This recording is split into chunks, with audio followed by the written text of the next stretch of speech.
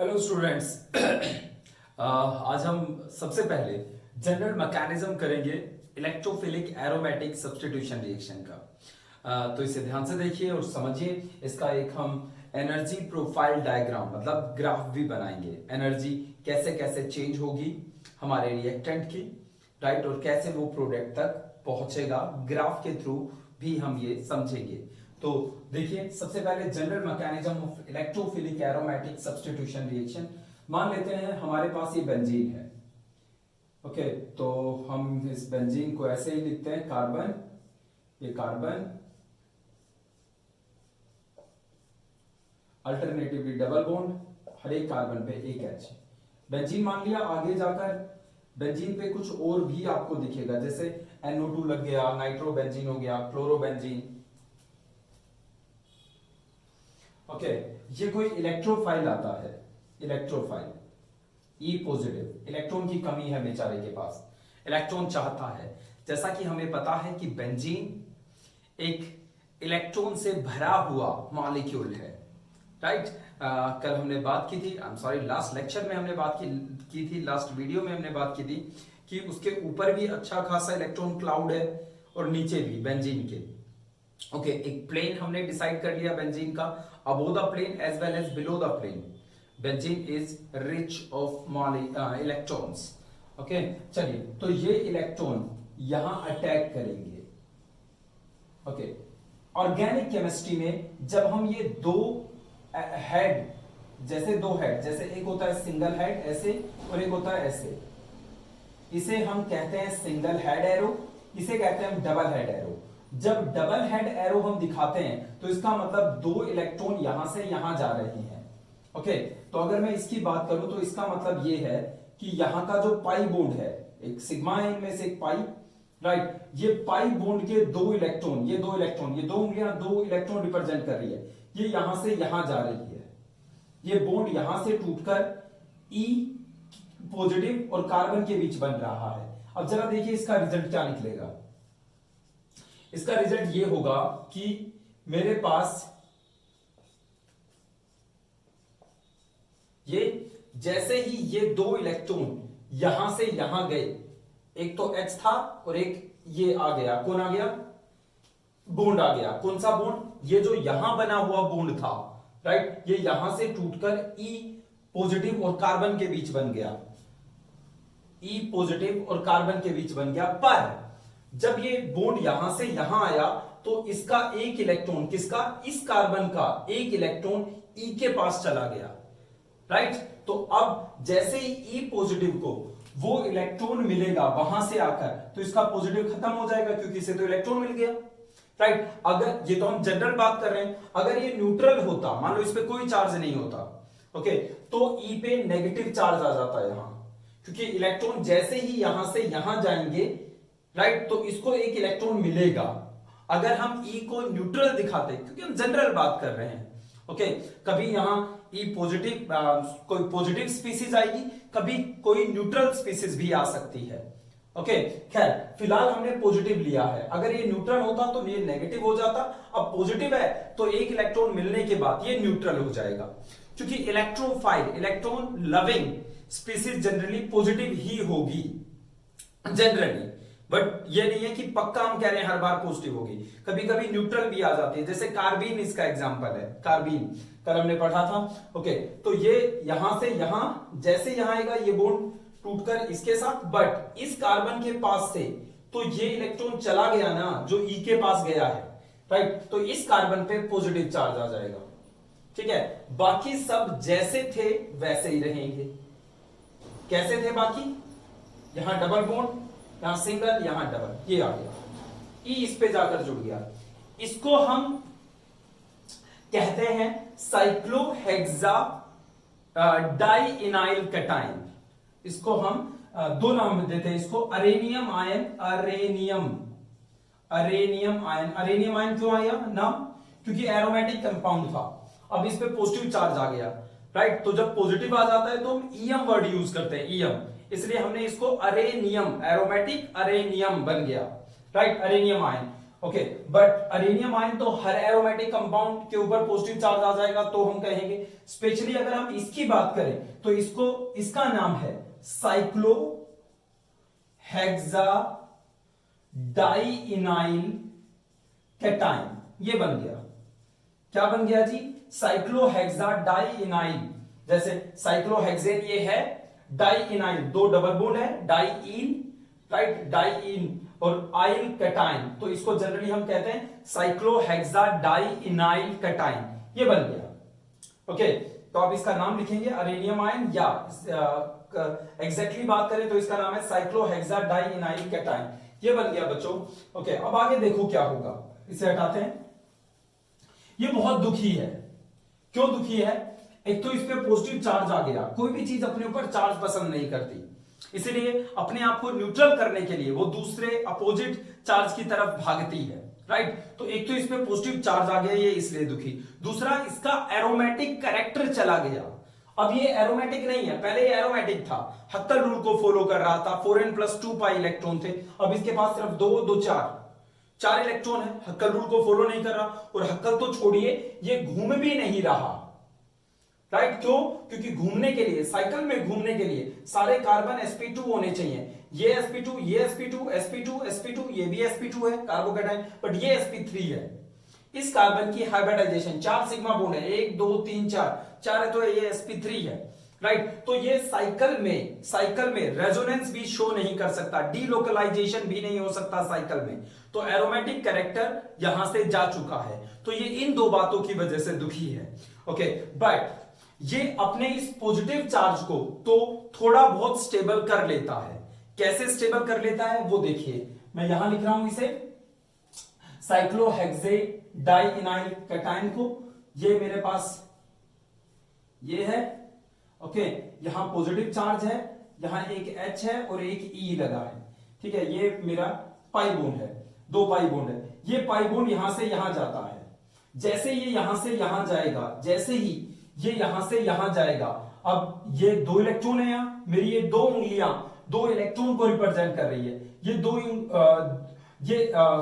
ये बॉन्ड, ये 2 इलेक्ट्रॉन जैसे यहां से यहां जाएंगे, ये उंगली मतलब ये इलेक्ट्रॉन इस कार्बन के पास चला जाएगा और ये पॉजिटिव चार्ज से न्यूट्रल हो जाएगा। हाँ, ये इलेक्ट्रॉन इसके पास था और जब ये बॉन्ड यहां चला जाएगा तो भी ये इसके पास ही रहेगा, तो ये तो जैसा था वैसा ही रहेगा, पर ये न्यूट्रल हो जाएगा और इस पे पॉजिटिव चार्ज आ जाएगा। तो अगले स्टेप में देखिए क्या होगा। यहां मैं क्या बता रहा हूं कि किस तरीके से साइक्लोहेक्सेन डाइइनाइल कैटाइन अपने आप को स्टेबल करता है। ये यहां, ये पॉजिटिव यहां, ओके, राइट। ये बाकी बॉन्ड जैसे थे He। अगले स्टेप में ये यहां,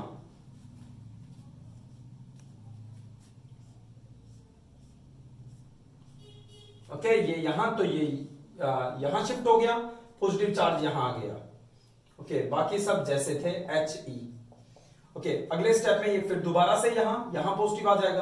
तो इस तरीके से मेरा पॉजिटिव चार्ज थोड़ा स्टेबल हुआ। अब आप कहोगे कैसे स्टेबल हुआ? कोई भी चार्ज अगर घूमता रहता है तो वो अपने आप को स्टेबल कर लेता है।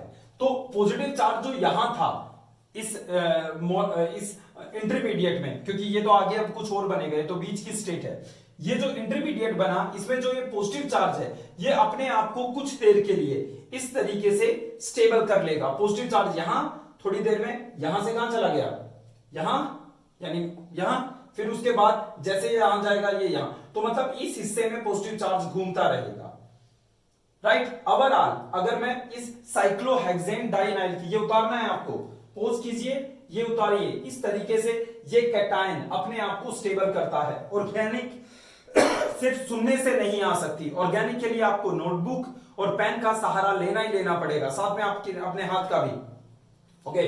तो मेहरबानी करके ये सब कुछ लिखते जाइए। तो ये जो अरेनियम आयन बना, साइक्लोहेक्सेन डाइइनाइल कैटायन बना, ये अपने आप को थोड़ी देर के लिए इस तरीके से स्टेबल कर लेता है, ओके। पॉजिटिव चार्ज घूमता रहता है। ओवरऑल अगर मैं स्ट्रक्चर बनाऊं किसकी, इस इंटरमीडिएट की जो बीच में बना है, जो अपने आप को स्टेबल कर रहा है, ये इक्वल टू का साइन है, तो मैं इसे ऐसे दिखा सकता हूं। I'm sorry, ये He आएगा यहां, एच ई, इतने हिस्से में इस कार्बन को छोड़कर इतने हिस्से में पॉजिटिव चार्ज घूम रहा है, राइट। तो मैं उसको ऐसे दिखाऊंगा, dot dot dot dot dot dot dot dot, और ये ओवरऑल पॉजिटिव चार्ज इतने हिस्से में घूम रहा है, यहां नहीं लेके जाना ये पॉजिटिव, ठीक है। हम ये दिखा रहे हैं कि इतने हिस्से में पॉजिटिव घूम रहा है, राइट। इस तरीके से ये पॉजिटिव जो इसको अटैक करने के बाद बनता है, अपने आप को स्टेबल करता है। ये बहुत ज्यादा मायने रखती है ये बात, क्योंकि आगे चलकर हम देखेंगे कि जब हम यहां कोई दूसरा ग्रुप लगा देंगे, जैसे क्लोरीन लगा दिया, तो क्लोरीन इस इंटरमीडिएट को कितना स्टेबल करता है। मैं इंटरमीडिएट क्यों कह रहा हूं, ये रिएक्टेंट अभी से हम बीच में है, फाइनल प्रोडक्ट बनना बाकी है, ये तो बीच में बना है, ओके। तो ये इंटरमीडिएट है, इसको ये इंटरमीडिएट कितना स्टेबल है, कितना स्टेबल है, ये डिसाइड करता है कि आगे रिएक्शन कितनी देर में होगी, राइट। कितनी देर लगेगी रिएक्शन के होने में। इंटरमीडिएट यहां पे ये स्लो स्टेप है, आगे बात करेंगे इसकी। तो मैं इसको हटा रहा हूं, या आई होप आपने उतार लिया होगा। नहीं उतारा है तो फिर दोबारा कह रहा हूं, पॉज करो, इस इंटरमीडिएट कैसे अपने आप को स्टेबल करता है ये दिखाइए।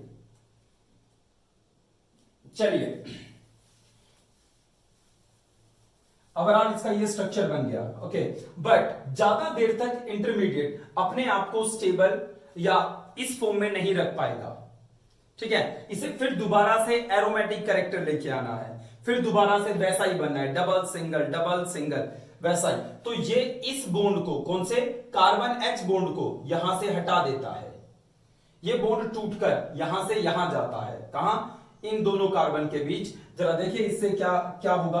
याद रखो बच्चों, आयरिंग ने कहा था कि बॉन्ड कोई टूटे या बने, वो एकदम से नहीं बनता या एकदम से नहीं टूटता, ओके। तो जब ये यहां से यहां जा रहा है तो धीरे धीरे ये बॉन्ड टूट रहा है, धीरे धीरे ये बन रहा है, ये एक ट्रांजिशन स्टेट है, ओके। तो चलो ओवरऑल मैं इसे ऐसे दिखा देता हूं, या अगर मैं पूरी इसको मैं इस साइड दिखाऊंगा, ये स्पेस थोड़ा सही है हमारे पास। तो देखो मैं इसकी ट्रांजिशन स्टेट भी दिखा रहा हूं आपसे, ये मेरे पास ये है, ओके। ये धीरे धीरे बॉन्ड बन रहा है, ये धीरे धीरे टूट रहा है। यहां ई जो आया था वो चुपचाप खड़ा है, भाई जो हो रहा है होने दो, राइट। ये टूट रहा है एच, यहां से किसी और के साथ ये बॉन्ड एच यहां से टूटकर किसी और के साथ जुड़ रहा है, ठीक है। मैं इसको नहीं दिखा रहा, सिंपली मैं दिखा रहा हूं धीरे धीरे ये बॉन्ड टूट रहा है, यहां बन रहा है, ये टूट रहा है। तो ओवरऑल थोड़ी देर के बाद क्या बनेगा, ये बनेगा, यहां ई रह गया, ये बॉन्ड आ गया, और जो ये पॉजिटिव चार्ज था, ये पॉजिटिव चार्ज जैसे ये इलेक्ट्रॉन यहां आया, ये पॉजिटिव चार्ज खत्म हो गया। ओवरऑल मेरा फाइनल प्रोडक्ट ये है बच्चों, ठीक है, राइट, ओके। अब जरा एक चीज देखिए, यहां पे H था, आज E है, तो ये सब्स्टिट्यूशन हुआ ना, H हटकर E का आना सब्स्टिट्यूशन है, ठीक है। ओवरऑल बच्चों अगर मैं इसका एनर्जी प्रोफाइल डायग्राम बनाऊं, energy profile diagram, right, energy profile diagram से मेरा मतलब है इस तरफ डेल्टा जी है, डेल्टा जी यानी गिब्स फ्री एनर्जी, या खाली एनर्जी लिखूं शायद आपको ज्यादा अच्छे से समझ में आए। इस साइड एनर्जी है, इस साइड एनर्जी है मेरे रिएक्टेंट की, रिएक्टेंट इंटरमीडिएट इनकी, और इस साइड है रिएक्शन प्रोसीड कर रही है। यहां मैं टाइम भी लिख सकता हूं, रिएक्शन जैसे जैसे आगे बढ़ रही है हम उसकी बात कर रहे हैं। स्टार्टिंग में देखना बच्चों ध्यान से, स्टार्टिंग में मेरे रिएक्टेंट की एनर्जी मान लेते हैं इतनी थी, राइट। जब इसने अटैक किया तो धीरे धीरे ये बॉन्ड यहां से टूट रहा होगा और ई के साथ बन रहा होगा, मतलब ऐसी ट्रांजिशन स्टेट आई होगी। ट्रांजिशन स्टेट की एनर्जी बहुत ज्यादा होती है। हम यहां पहुंच गए, ये यहां क्या हो रहा है, ई के साथ बॉन्ड बन रहा है और कार्बन कार्बन का बॉन्ड टूट रहा है, राइट। जैसे ही ये कार्बोकैटायन बना हम यहां आ गए। ये बहुत स्टेबल नहीं है ये कार्बोकैटायन, बट इस ट्रांजिशन स्टेट से ज्यादा स्टेबल है, ठीक है, ओके। ये बन गया। थोड़ी देर के बाद इसने कैसे ना कैसे अपने आप को स्टेबल किया, जो आपने स्ट्रक्चर बनाई है वो। थोड़ी देर में फिर दोबारा से H यहां से टूटने लगा, ये H टूटने लगा, धीरे धीरे से ये ट्रांजिशन स्टेट बनने लगी, राइट। और हम ट्रांजिशन स्टेट बनकर धीरे धीरे अपने आप को स्टेबल करते हुए प्रोडक्ट तक पहुंच गए। ये मेरा रिएक्टेंट है, ये मेरा प्रोडक्ट है। इससे थोड़ा सा नीचे दिखाना। ये इस ग्राफ में कौन सी चीज क्या है आपको क्लियरली पता होनी चाहिए। जैसे अगर मैं कहूं ये पॉइंट क्या दिखा रहा है, तो आप कहोगे सर ये जो बॉन्ड टूट रहा है और इसके साथ बन रहा है, ये वो वाली ट्रांजिशन स्टेट है। ठीक है, अगर मैं यहां पे एक छोटा सा ये इसका रिप्रेजेंट करूं, तो ये बॉन्ड यहां से टूट रहा है और किसके साथ बन रहा है, ई के साथ बन रहा है। राइट, ऐसे दिखाओगे आप, ये टूट रहा है, ई के साथ बन रहा है। ये क्या है, ये ओवरऑल जो हमने दिखाया था, याद है, ओवरऑल क्या, एच ई, इतने पे पॉजिटिव चार्ज है, ये वो वाला इंटरमीडिएट है। ये फिर दोबारा से क्या है, ये बॉन्ड जो टूट रहा है एच का, फिर दोबारा से एरोमेटिक होने के लिए ये जद्दोजहद कर रहा है। ये एच टूट रहा है, पता नहीं कितना दिख रहा होगा आपको ये, राइट, बट ये ऐसे ही है। मैं दोबारा से बनाऊंगा इसे, दोबारा से बनाऊंगा एकदम बड़े उसमें, ये राइट, ये क्या है, पी, फाइनली प्रोडक्ट, ये आपका प्रोडक्ट है। ठीक है, देखो बच्चों, इसमें इन्हें कहते हैं किसी रिएक्शन का energy profile diagram. Right, energy profile diagram, इसे ऐसे ग्राफ को ये कहते हैं। सबसे पहली बात, जो ये हम्प देखते हो, हम्प, राइट, ये ऊपर उठा हुआ हिस्सा, ये ट्रांजिशन स्टेट को दिखाता है। ये नीचे वाला हिस्सा इंटरमीडिएट दिखाता है। ये फिर दोबारा से हम ऊपर चले गए, ये ट्रांजिशन स्टेट है। ओके, इस रिएक्शन को देखकर, सॉरी, इस ग्राफ को देखकर आप एक बात क्लियरली कह सकते हैं कि ये रिएक्शन दो स्टेप में कंप्लीट हुई है। पहले कुछ बना, फिर इंटरमीडिएट तक पहुंचे, फिर वो इंटरमीडिएट कुछ और बना, फिर हम प्रोडक्ट तक पहुंचे। अगर आपसे ये ग्राफ दिखाकर, चलो मैं इस ग्राफ को बड़ा करते हैं, फिर दिखाएंगे। राइट, फिलहाल आपको एक बात याद रखनी है, ये ऊपर वाला हिस्सा इंटरमीडिएट को दिखाता है, ये ट्रांजिशन स्टेट को, ये इंटरमीडिएट को, ये फाइनली प्रोडक्ट। ठीक है, चलिए एक और बात, ये जो स्टेप है, पहले वाला स्टेप, ये स्लो स्टेप है। राइट, और ये जो स्टेप है, ये फास्ट स्टेप है। अभी केमिकल काइनेटिक्स पढ़ के आए हैं, रेट ऑफ रिएक्शन किस पे डिपेंड करती है, स्लो स्टेप पे। Rate of reaction slow step पे डिपेंड करती है। तो अगर मैं इस रिएक्शन का रेट ला लिखूं, रेट ला, तो मैं क्या लिखूंगा, rate of reaction is equal to K into concentration. Slow step में कौन कौन है, एक तो ये एरोमेटिक कंपाउंड, AR लिख देता हूं, इनटू कंसंट्रेशन ऑफ इलेक्ट्रोफाइल। ये रिएक्शन एक बाई मोलिकुलर रिएक्शन है। इस रिएक्शन का ऑर्डर 2 है।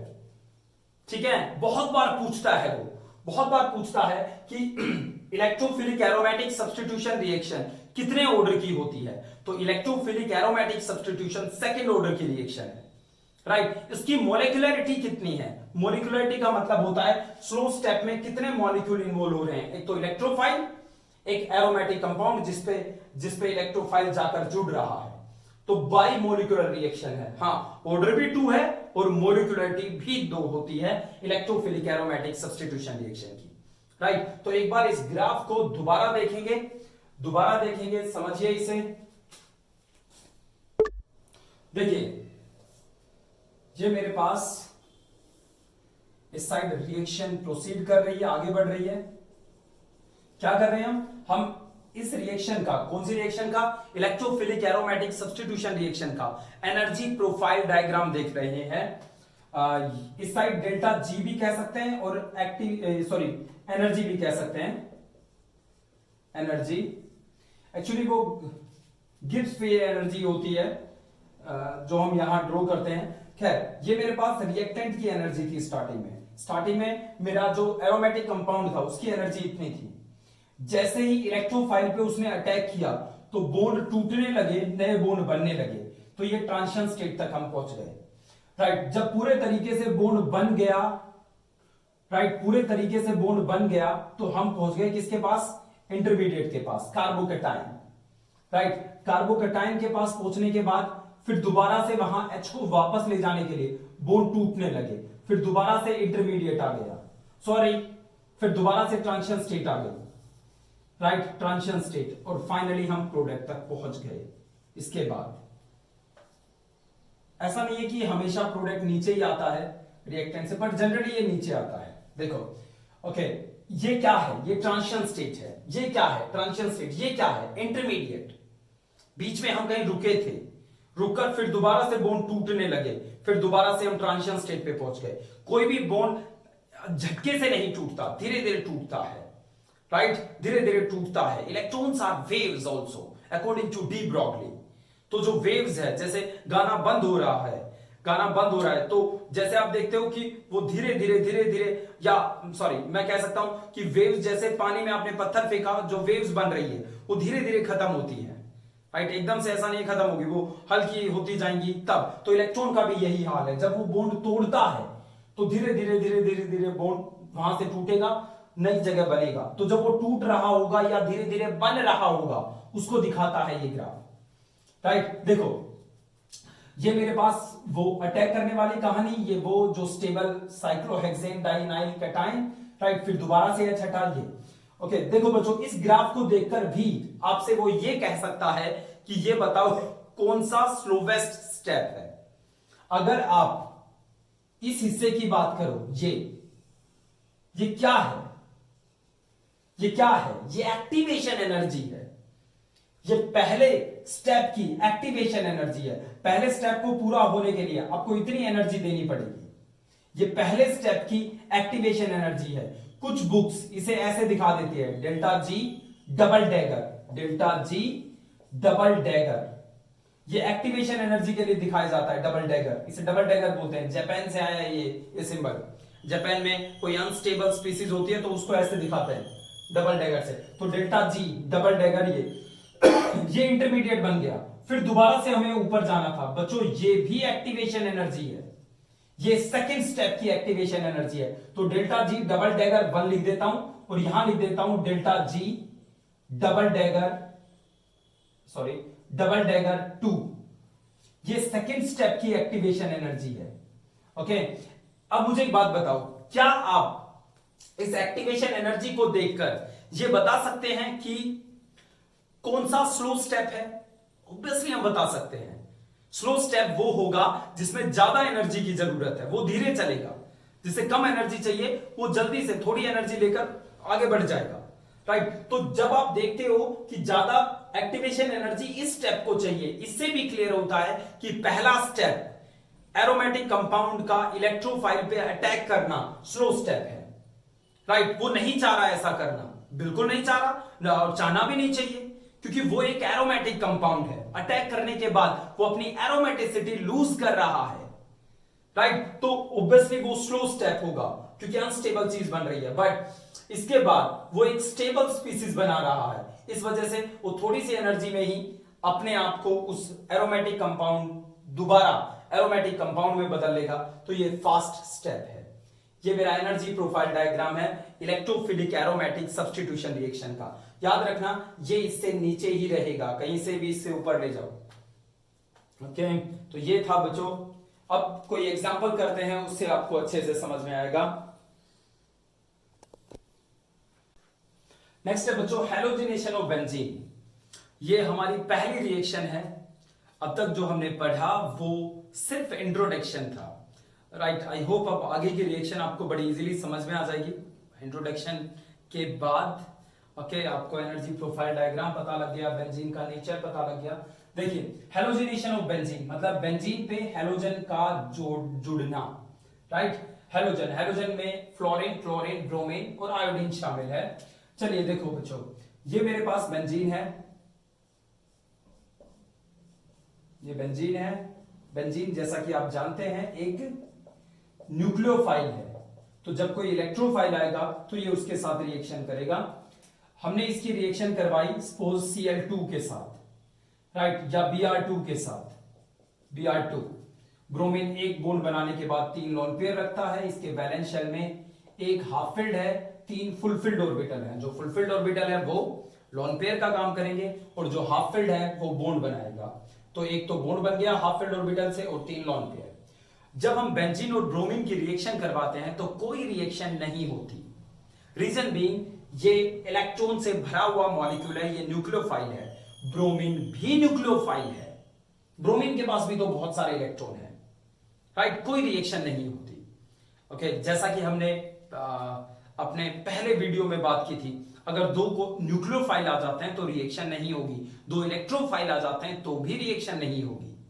ओके, अगर आप इस न्यूक्लियोफाइल की रिएक्शन करवाना चाहते हो इसके साथ, तो जरूरी है इस न्यूक्लियोफाइल को इलेक्ट्रोफाइल में बदलना पड़ेगा, राइट, इलेक्ट्रोफाइल में बदलना पड़ेगा। तो इसके लिए हम यहां कोई लुईस एसिड यूज करते हैं। आप मेरी बात ध्यान से सुनिए, लुईस एसिड, लुईस एसिड क्या होते हैं?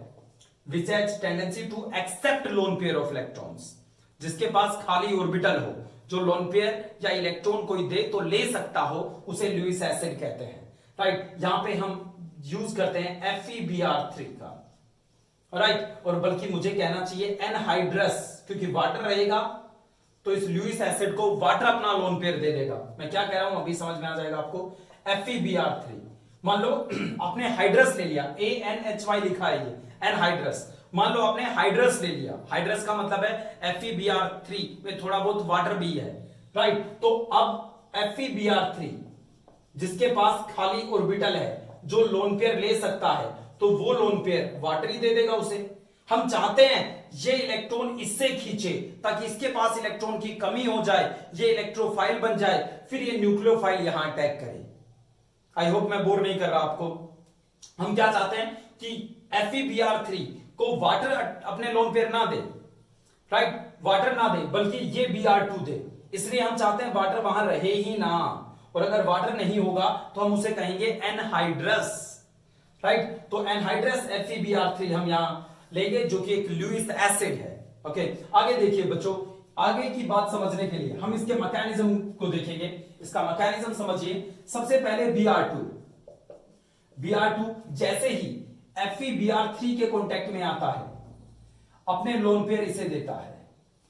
सबसे पहला स्टेप ये रहता है Br2 और FeBr3 का मिलना, ये एनहाइड्रस है।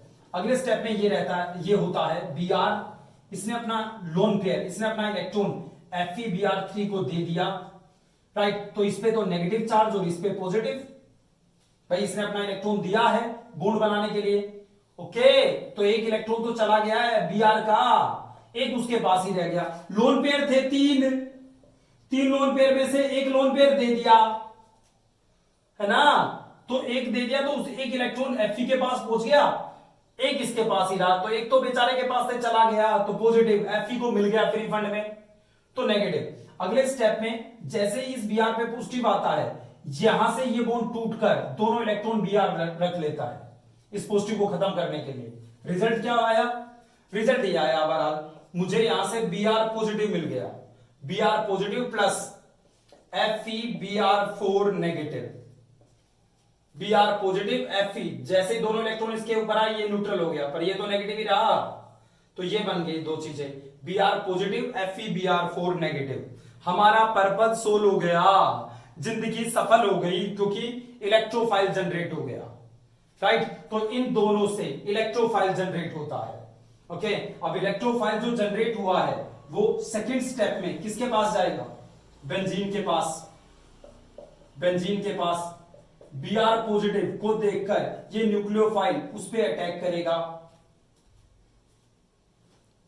राइट। जैसे ही अटैक करेगा आपको पता है आगे क्या बनता है, cyclohexadienyl carbocation, I am sorry cation कह सकते हैं खाली, साइक्लोहेक्सेडाइइनाइल कैटायन। ये अपने आप को स्टेबल करेगा, थोड़ी देर में H को वापस ले जाएगा, राइट। यहां से ओवरऑल ये बन गया, क्या रह गया यहां, ये बॉन्ड जैसे यहां गया, यहां Br रह गया, राइट। अगर आप देखो तो यहां H था, यहां H था, कहां था H, यहां H था, आज Br है, H गया। अच्छा, H को कौन लेके जाता है ये जानना और भी इंटरेस्टिंग है। जैसे ये मेरे पास दो इलेक्ट्रॉन यहां से यहां आ गए, तो H तो अपना इलेक्ट्रॉन इसको देकर जा रहा है, तो H पॉजिटिव की फॉर्म में बाहर निकल रहा है। जो ये Br4 नेगेटिव है ना, इसका Br नेगेटिव, FeBr, चलो ये लिख लेता हूं, FeBr4 नेगेटिव, इसका जो Br नेगेटिव है वो इस पे अटैक करता है, तो जो H पॉजिटिव बाहर निकलता है वो Br नेगेटिव के साथ मिलकर HBr बनाता है। और देखो जैसे ही Br नेगेटिव यहां से बाहर निकलता है, ये रह जाता है FeBr3, जैसा था, इसीलिए तो ये कैटलिस्ट है। रिएक्शन में कंज्यूम नहीं हुआ, जैसा था वैसा का वैसा बाहर निकल गया। दोबारा देख लो, FeBr4 नेगेटिव, इसका Br नेगेटिव, यानी एक तो Br और एक नेगेटिव, दो चीजें बाहर निकली। Br गया, FeBr3 नेगेटिव रह गया, नेगेटिव भी गया तो रह गया FeBr3। Br नेगेटिव इस निकलने वाले H पॉजिटिव के साथ मिलकर HBr बनाता है। ओके, यहां सब्स्टिट्यूशन हुआ है, H गया Br आ गया, राइट, सब्स्टिट्यूशन हुआ है, इलेक्ट्रोफाइल ने सब्स्टिट्यूशन किया है, तो इस रिएक्शन को हम कहेंगे, या ये रिएक्शन एग्जांपल है इलेक्ट्रोफिलिक एरोमेटिक सब्स्टिट्यूशन रिएक्शन का, राइट। ओवरऑल यहां प्रोडक्ट लिख देते हैं, क्या बनेगा यहां, ब्रोमोबेंजीन, ब्रोमोबेंजीन प्लस HBr, ये हमारे पास कैटलिस्ट कंज्यूम नहीं होता, जैसा था वैसा का वैसा बाहर निकल गया। ठीक है बच्चों, थैंक यू वेरी मच।